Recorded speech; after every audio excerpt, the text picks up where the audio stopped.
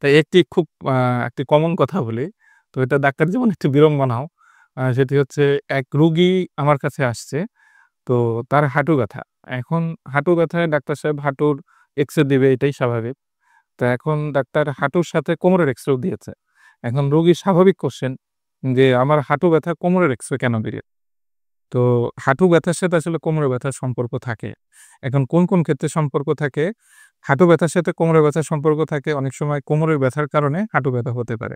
কি ক্ষেত্রে হতে পারে? আমরা ওটা রেফার্ড পেইন বলি। আরো অনেক কারণ আছে। বিস্তারিত আমি যাব না। তো হাঁটু ব্যথার সাথে অনেক সময় ডাক্তার যদি কোমরের এক্স-রে দেয় তাহলে বুঝবেন এই হাঁটু ব্যথার সাথে কোমরের যে ব্যথার সম্পর্ক, ডাক্তার সেটিকে ফাইন্ড আউট করতে চাচ্ছে।